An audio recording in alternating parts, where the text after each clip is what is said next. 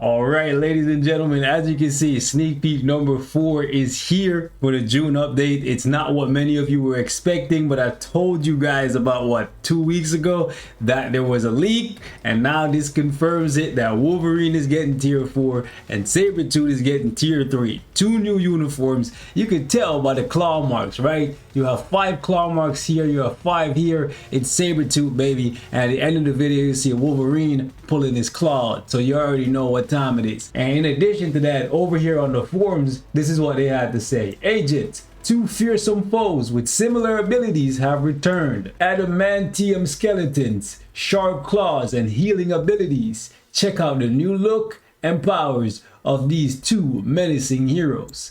And then they say, the words we hate to hear, especially when they do one-off sneak peeks like this.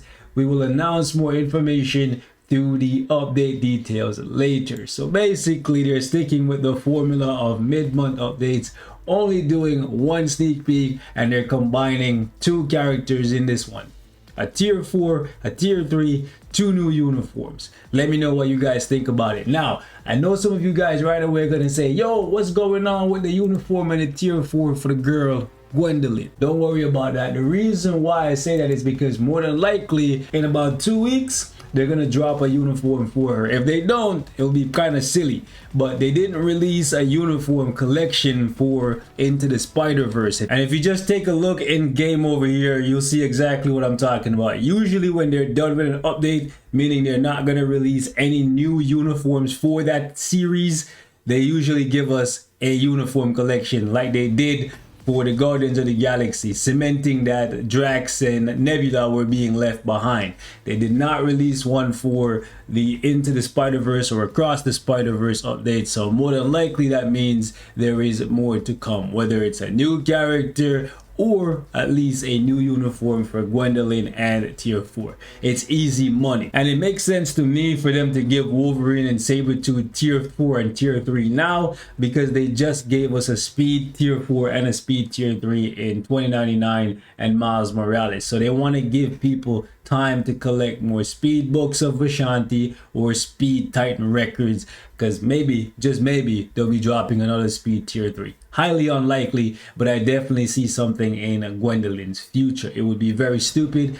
and these guys love money way too much to pass up an easy layup like this. But then again, Nebula and Drax were easy layups and they skipped over them, so nothing is for certain. However, I am interested in seeing what they do for Sabretooth this time around, because based on their language here in the sneak peek, it seems like they might turn him into a hero. But I don't think I want to see Sabretooth as a hero. As it stands, we have way more heroes than villains in the game already, so I would ideally prefer it if he stayed as a villain. But truthfully speaking, I don't think even that will make people decide to go for this character, because there's so many combat tier 4s already. There's nothing new he's gonna bring to the table, truthfully speaking. He has very few tags. He has agility as a tag, which most speed characters have. So you're not gonna be tier 3 in this guy to do stage, what is it, stage 40 against Null, because most of the speed characters are already covering that. And then when it comes to the pure evil tag, I believe it's stage 55 to 59 against Ultron that you need this tag. And him being tier 3, he's not gonna be able to do that. You need at least level 72, and that's not possible until you can get to tier 4. Moving on from that, if you take a look at the fact that Sabretooth, as it stands, doesn't have a chance, a snowball's chance in PvP. You know what I'm saying? He's a tier 3 character.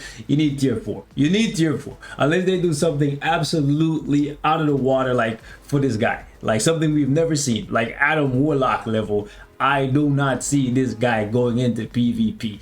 And the fact that he's a crystal lock character, which means you're gonna have to spend a good amount of crystals to get him, and you're gonna have to use a uniform upgrade ticket on his uniform. He's already more expensive than majority of the characters in the game. And if you just simply go to elements and type in, or not even type in, just select combat supervillain and just take a look at this. As it stands, we have 4 tier 4 combat supervillains. So what can Sabretooth offer you that you cannot get from any of these existing tier 4 characters? characters. He's not gonna be the best combat mutant supervillain because Namor is gonna have him beat there. He's not going to be the best combat character for PvP because Hulk hasn't beaten there, Carnage hasn't beat there. Carnage is a premium character, Hulk is a free-to-play character. He's definitely not going to be the strongest combat character for PvE content, ABX, ABL, giant boss raid, etc. because all we got to do is realistically just open up the category a little bit more to include not only villains but also heroes. Now you have the likes of Moon Knight, Venom, and Captain America, who are already really powerful options. So I'm just looking at this and I'm thinking,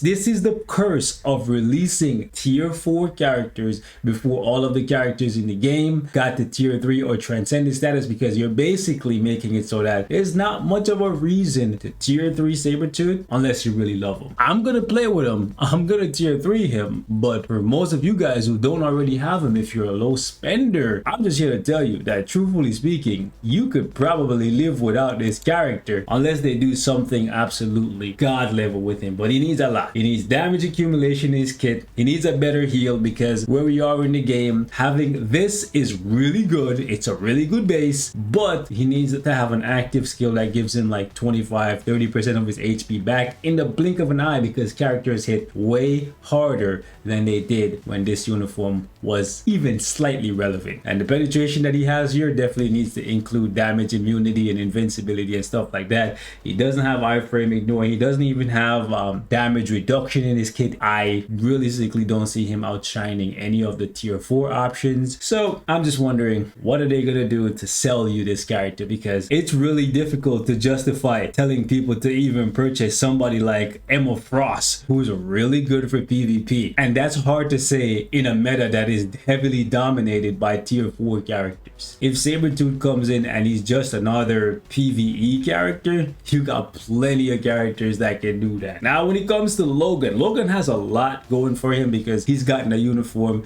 not super recently, but recent enough to have a lot of relevant buffs like iframe ignore, counter attack, etc. I would say there's a couple things that they definitely need to do for this guy, because if I'm looking at his tags right here, he only has 2 tags that are relevant for World Boss Legend, this one being the most relevant, the Weapon Master, and then the healing ability, I believe it only pops up, if I'm not mistaken, against Gore at like 80 or 85, something like that. So he'll become the second character that you can use. I believe Venom is the only other character that has the healing tag. Now Wolverine is obviously tankier than Venom because of his artifact, so it would be really cool if Wolverine was actually strong enough to pull that off. But truthfully speaking, I want to see a PvP Wolverine that can tangle with the likes of Jean Grey. Now he has a type disadvantage against Adam Warlock, so I don't expect him to be dummying Adam Warlocks, but they definitely gotta do something to his kit to make him have a fighting chance against, I would say, the top 3 PvP characters in the game, because another PvE character, it gets really redundant really quickly, and Wolverine having the artifact, the healing passive, iframe ignore, and counter attack, he's set up quite nicely to make an impact in PvP. Obviously being a combat character, he has a chance to easily counter Spider-Man, who's a pretty good counter for Adam Warlock, so we'll have that rock paper scissors effect going on if Wolverine actually becomes strong enough. And this is why I'm not asking for him to be stronger than Adam, I'm asking for him to have a fighting chance against Jean, because if he has a fighting chance against Jean Grey and he's a counter to Spider-Man, then you have a full circle. It's really good, it's very healthy for the PvP scene. Now you have 4 characters instead of the standard 3 that you see: Adam Warlock, Spider-Man, Jean Grey, Adam Warlock, Spider-Man, Jean Grey. I even took a week off of playing Timeline Battle just because I got so bored of seeing the same teams over and over again. So hopefully Logan comes in and makes a big impact in PvP. I think one of his skills got to give him like a big heal. He has the same type of healing passive, obviously better than Sabretooth. 6% is good. Honestly, with characters now being able to revive and them hitting harder than last time, I don't want Wolverine to be in a situation where you have to counter attack, so your HP has to get really low, because once they hit you, you're going to drop below 30% really quickly. So you're going to lose this uniform bonus within the first like 10 seconds of the fight. Your artifact is going to trigger, and then you're going to be left relying on your 4-star passive to keep you alive for about 45 seconds, that's not gonna happen. So characters like Adam Warlock and Jean Grey, or even Spider-Man, who do so much damage, even Hulk or Carnage, right? They do so much damage now. Basically what's gonna happen is they're gonna shred through, because he doesn't have any damage reduction. So that's one big thing they gotta put in here. At least like 35-40% damage reduction gotta be in his kit. And they gotta give him one skill like Adam Warlock that hits really, really hard, that you don't have to counter the hit, to make it so that he has a fighting chance against characters that can revive and slap. I feel like if he doesn't get something that hits really hard, he's not going to be able to keep up with the current timeline. That currently Wolverine is pretty good for Alliance Conquest, but I would not be tier 4ing Wolverine just for Alliance Conquest, and I won't be tier 4ing this guy for PvE content. I won't do it. I love Wolverine, I love Miles Morales, but the days of me spending $500 on tier 4 characters